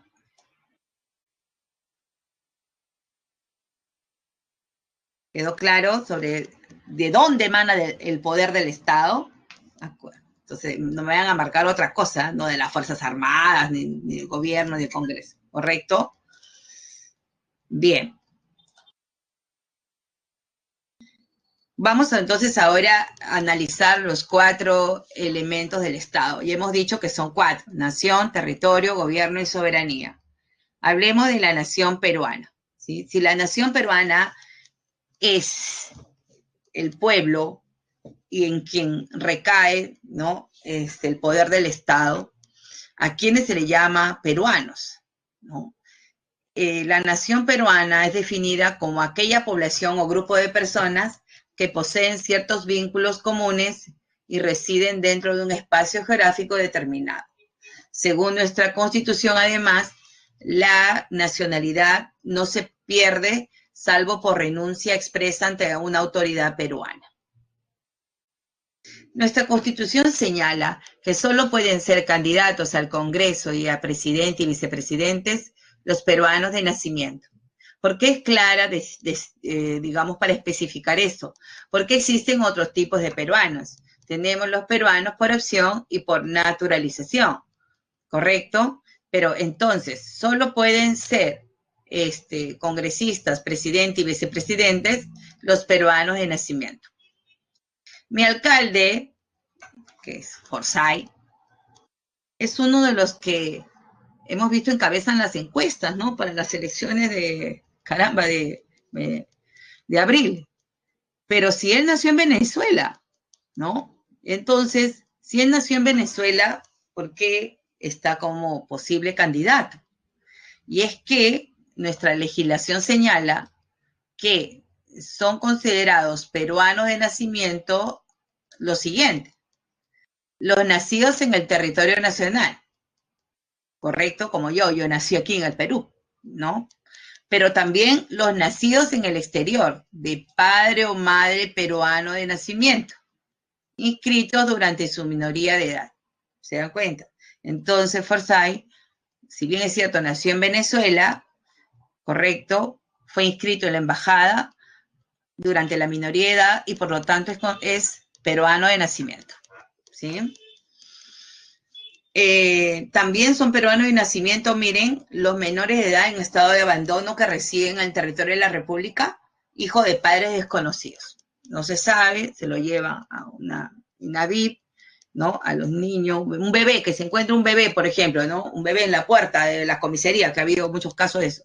Y nunca se sabe quién su mamá, si es peruana, colombiana, chilena, lo que sea, ¿no? Pero entonces se asume que es un nacido en el territorio nacional. ¿Sí? Se asume que es un nacido en el territorio nacional. Bien. Así sea menor, miren, y es menor de edad. No estoy hablando recién nacido. Y menor de edad, acuérdense, es hasta antes de cumplir los 18 años. Tenemos por opción, que son los hijos de padre, madre o peruanos nacidos en el extranjero, y los extranjeros residentes de los 5 años que al llegar a su mayoría de edad manifiesten su voluntad, que es diferente al caso de Forsyth, ¿no? Porque Forsyth sí fue inscrito.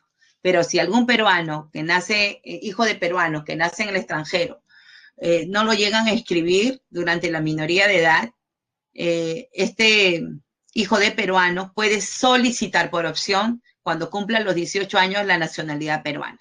Pero ya no va a ser considerado como nacimiento, sino peruano por opción, ¿no? Igualmente, los extranjeros que residen desde los 5 años y las personas extranjeras unidas por matrimonio.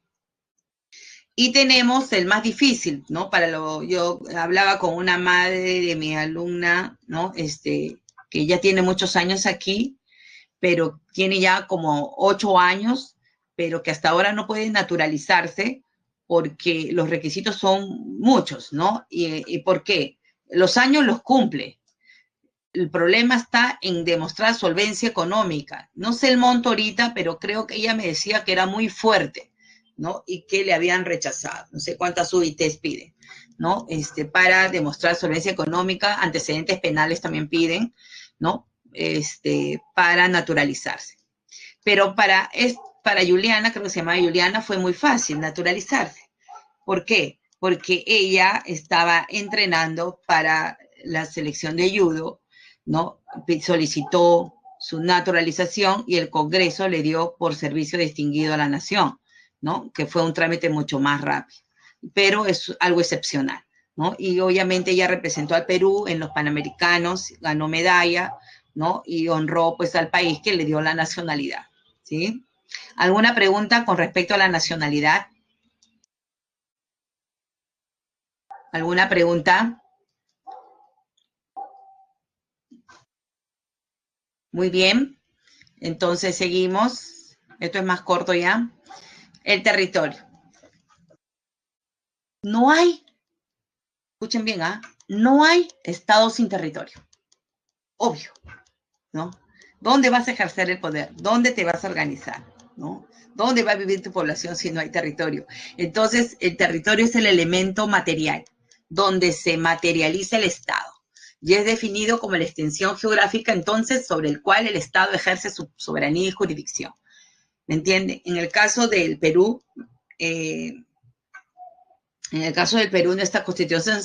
la Constitución señala que el territorio peruano comprende el suelo, subsuelo, dominio marítimo hasta nuestras, obviamente, 200 millas, y tiene los límites sur y norte, ¿no? Y el espacio aéreo que lo cubre. El espacio aéreo obviamente tiene el mismo, ojo, la misma forma que todo esto es nuestro espacio aéreo. Nadie puede ingresar sin autorización del Estado. Nuestro territorio, ¿por qué nadie puede ingresar? Porque nuestro territorio es inviolable. Nadie puede ingresar, ningún ejército, ni tropa, ni avión, correcto, a nuestro suelo, ni una embarcación tampoco, sin permiso y autorización del Estado. Y es inalienable porque no puede ser vendido o transferido.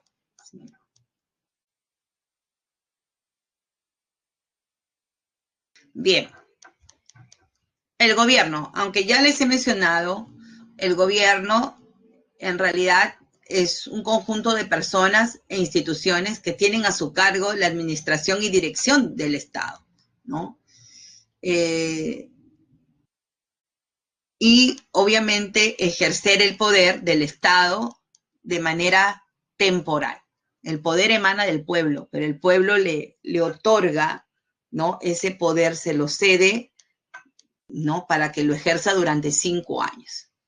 ¿Se dan cuenta? El gobierno, como ya he señalado, es unitario porque tiene alcance nacional, representativo porque son autoridades electas y descentralizado porque existen, obviamente, los diferentes niveles de gobierno, nacional, regional y local, ¿no?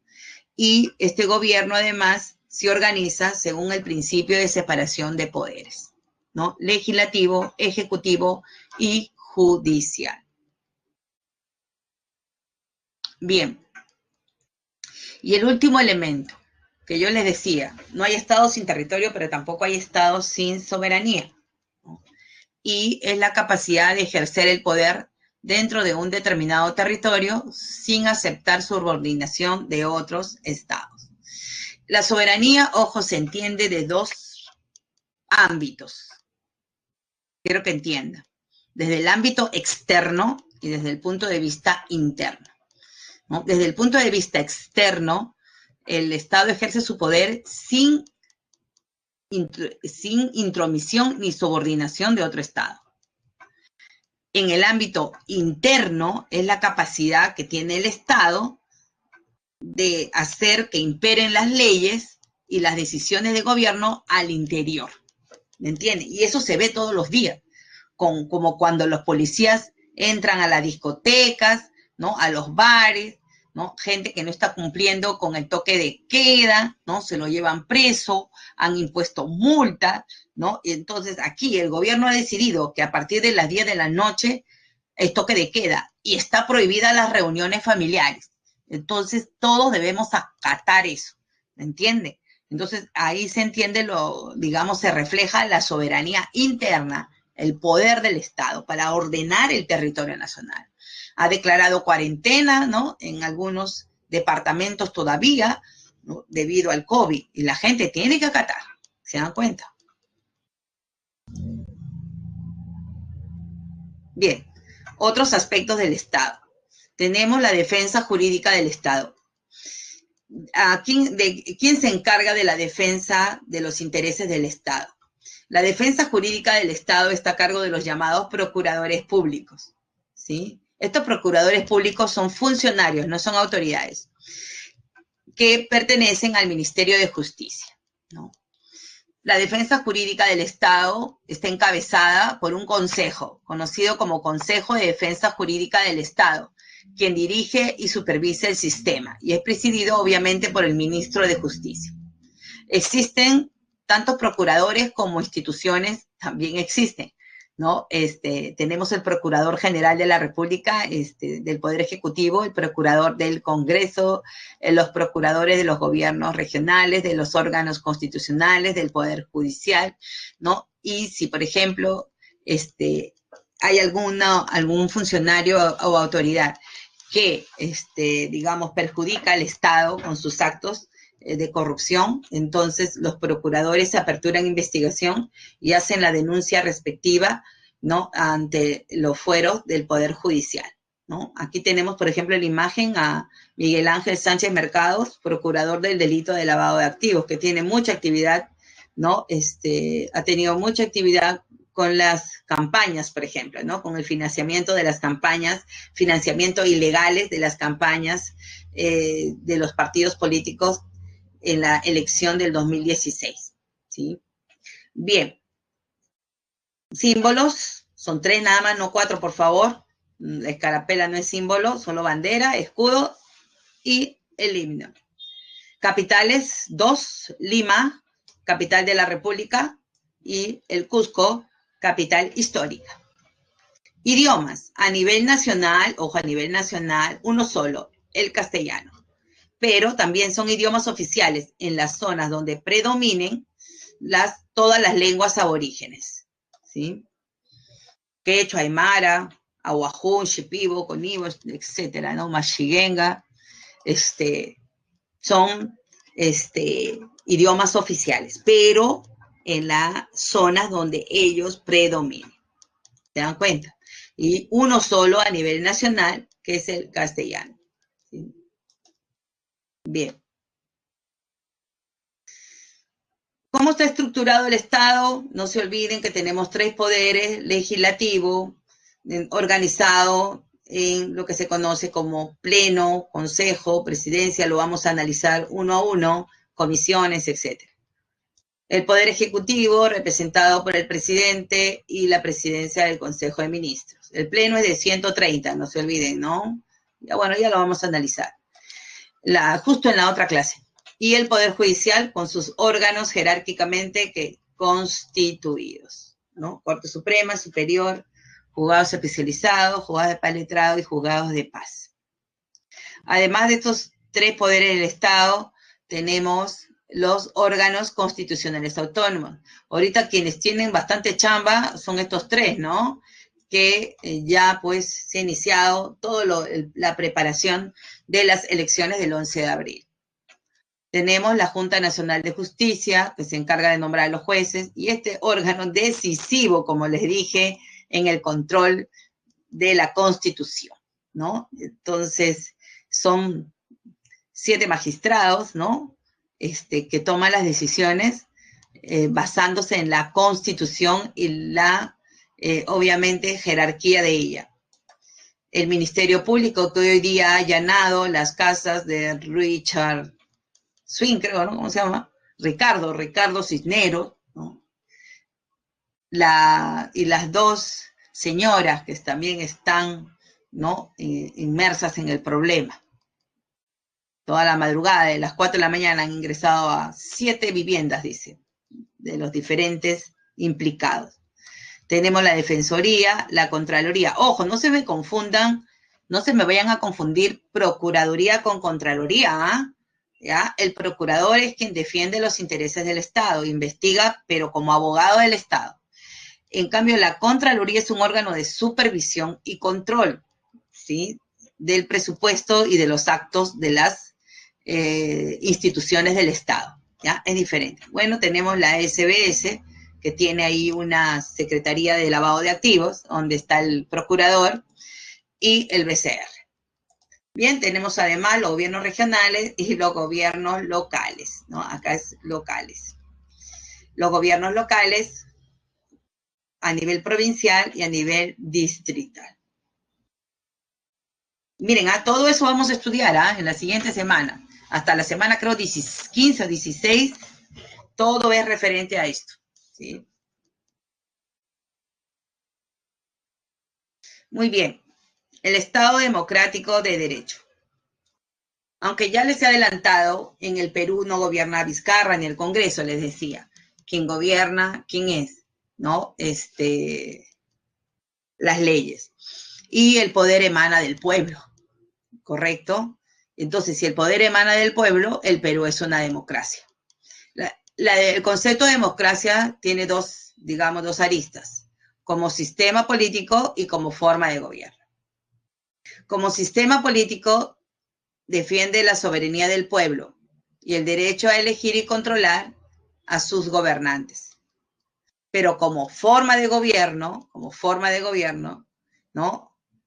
Es, digamos, una forma de organizarse, ¿no? Basado en las decisiones que toma el pueblo, ¿no? A través de sus mecanismos de participación ciudadana, ya sean directa o indirecta, ¿no? Y que le confieren legitimidad.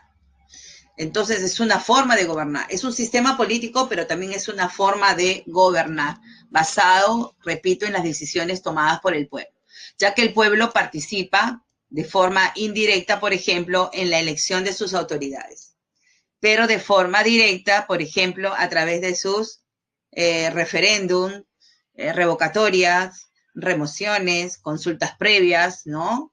Entonces, a nivel local también tenemos, ¿no? Entonces, la elaboración del presupuesto colaborativo, ¿no? Y otras formas de participación ciudadana.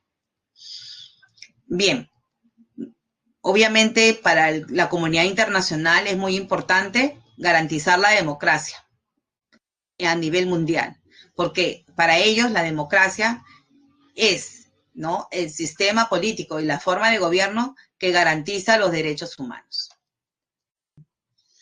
Bien, no se olviden que pues la democracia viene desde Atenas, ¿no? Desde Clístenes, si no me equivoco, y después Pericles, ¿no? Y donde la democracia era una democracia directa, ¿no?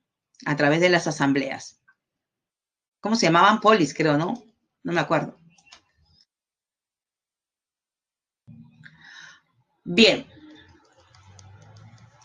¿Y qué es el Estado de Derecho? Ahora sí, ¿qué es el Estado de Derecho?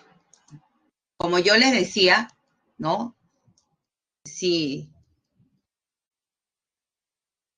el Congreso decide vacar al presidente, a pesar de que el Tribunal Constitucional le acepte la cautelar, entonces el mismo Congreso estaría rompiendo el Estado de Derecho.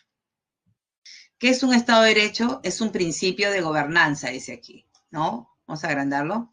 Es un principio de gobernanza en el que las personas, las instituciones públicas y privadas y el propio Estado están sometidos a las leyes que se promulgan, o sea, que leyes que están vigentes y que se tienen que cumplir, ¿no? Entonces, por eso es que, digamos, en resumen, entiéndase por Estado de Derecho, ¿no?, a un principio jurídico también, en el cual, basado en el imperio de la ley, no gobiernan en realidad los poderes del Estado. Quien gobierna es la Constitución, ¿sí? ¿Por qué? Porque cualquier acto cualquier acto, ya sea del Poder Legislativo, Poder Judicial o Poder Ejecutivo, o cualquier acto de otra institución o personas, ciudadano, tiene que estar sujeto a ley.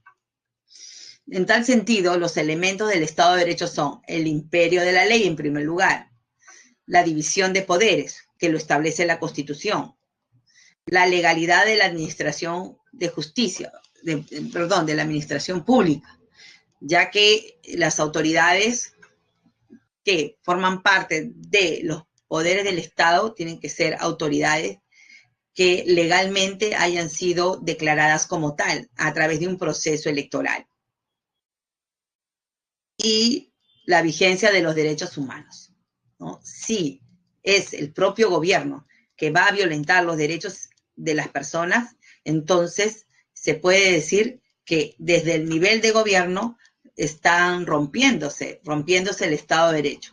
Eso ocurrió en el régimen de Fujimori, ¿no? En la cual Fujimori tenía el control del poder legislativo, controlaba la fiscalía, controlaba el poder judicial, ¿no? Controlaba la prensa, intervino los medios de comunicación, ¿no? Violentando los derechos de los ciudadanos a estar informados. Entonces hubo una ruptura del Estado de Derecho durante el régimen de Fujimori. Aunque algunos no lo quieran reconocer, fue una dictadura que rompió el Estado de Derecho, ¿sí? Para que la democracia funcione, entonces se necesita que en el Perú impere el Estado de Derecho.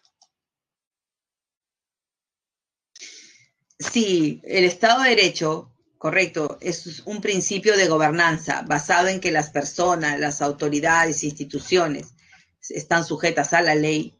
Cualquier acto que vaya en contra de la Constitución y lo que ella establece y los derechos que protege, entonces es considerado como una transgresión al Estado de Derecho, una violación clara al Estado de Derecho, ¿sí? Entonces son todas aquellas acciones u omisiones cuyo fin va encaminado a destruir la organización del Estado, ¿no? Entonces algunos señalan, se quiere destruir el Estado de Derecho, ¿no? La separación de poderes. Hay grupos oscuros que quieren controlar el Estado, ¿no? La norma jurídica suprema, obviamente, que rige a nuestro Estado es la Constitución Política del Perú. Y algunas acciones que la vulneran provienen de los funcionarios, entidades, autoridades y la misma población. ¿Correcto? Entonces, todo acto u omisión que va encaminado a romper el Estado de Derecho, entonces tiene que ser denunciado, chicos. Ejemplos, el crimen organizado, ¿no? Que viola los derechos fundamentales de las personas, atenta contra las instituciones de gobierno, etcétera. La corrupción, ni hablar, y también los actos de sedición o rebelión. Entendido por rebelión a un levantamiento, ¿no?, armado en contra de una autoridad legítimamente y legalmente elegida.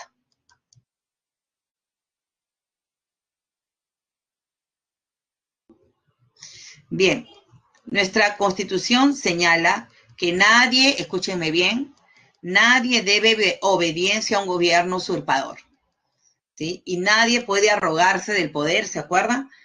Nadie puede arrogarse del poder, ¿sí?, sin que éste haya sido elegido, ¿no? Entonces, será un gobierno usurpador todo aquel que tome el poder violentamente o por la imposición de la fuerza de cualquier grado que sea, ¿no? En 1968 se dio el último golpe de Estado de la historia del Perú.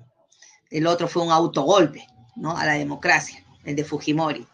Pero el último golpe de Estado de las Fuerzas Armadas ocurrió en 1968, ¿no?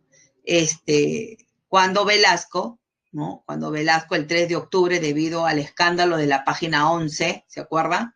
Entonces derroca ¿a quién? A Belaúnde, ¿no? Ese fue, digamos, El último gobierno militar, bueno, lo siguió Bermúdez, ¿no? Continuando lo de Velasco, pero fue un periodo de dictadura militar.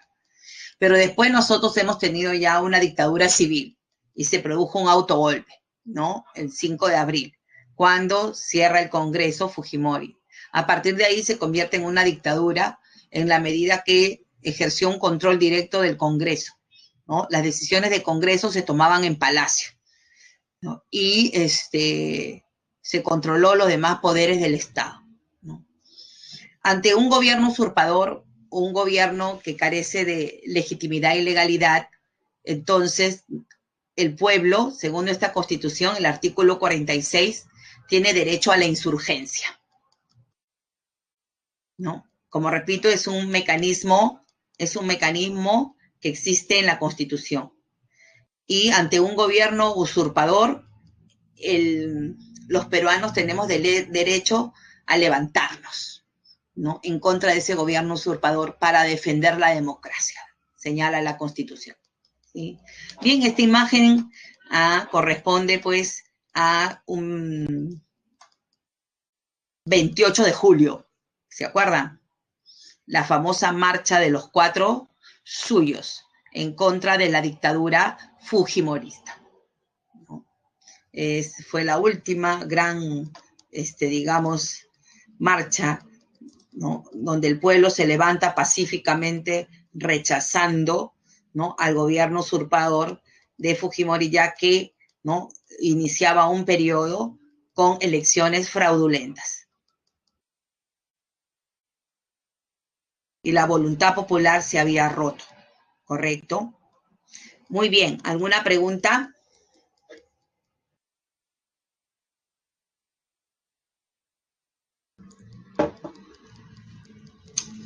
Vamos, pregunten.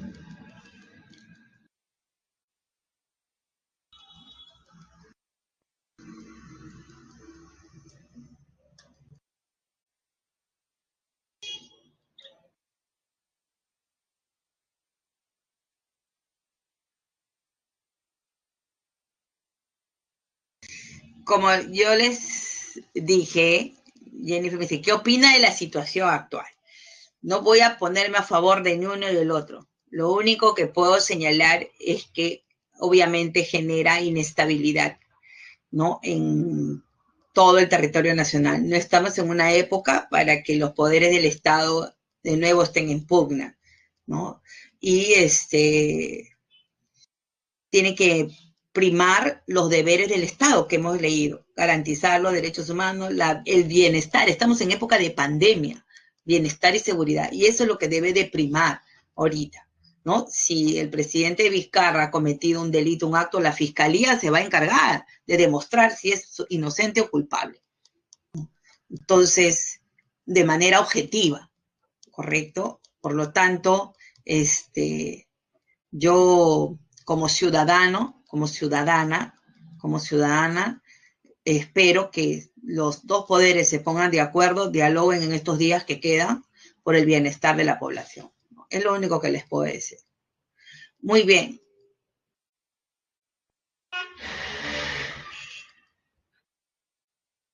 Vamos a iniciar una encuesta. Me imagino que han estado leyendo algunos.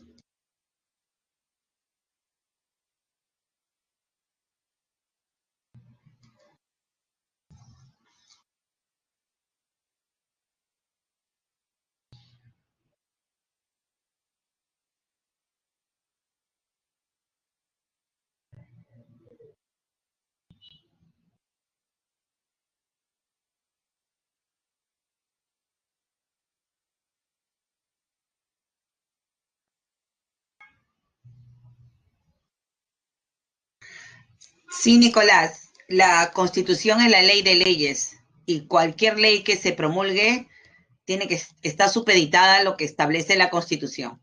Si se promulga una ley que no va acorde con la Constitución, pues el Tribunal Constitucional se encargará de declararla inconstitucional y derogarla, ¿sí? No hay más arriba de Doña Constitución. Muy bien, hemos terminado la clase. La respuesta era la B. La A no puede ser porque dice transgredir, ¿qué cosa significa? ¿No? Violar, rechazar los acuerdos. Y la D tampoco, porque según los principios consuetudinarios no se puede ejecutar la política. Aquí son principios jurídicos, acuérdense, ¿no? Son basados en la Constitución y esos principios son jurídicos, ¿correcto? Entonces tampoco era la 4, solo era 2 y 3. Muy bien. Claves. Ya no hay tiempo para más preguntas. 1B, 2A, 3D y 4C. Voy a iniciar la encuesta docente, que es obligatorio, por favor. Muchas gracias. Nos vemos el próximo sábado.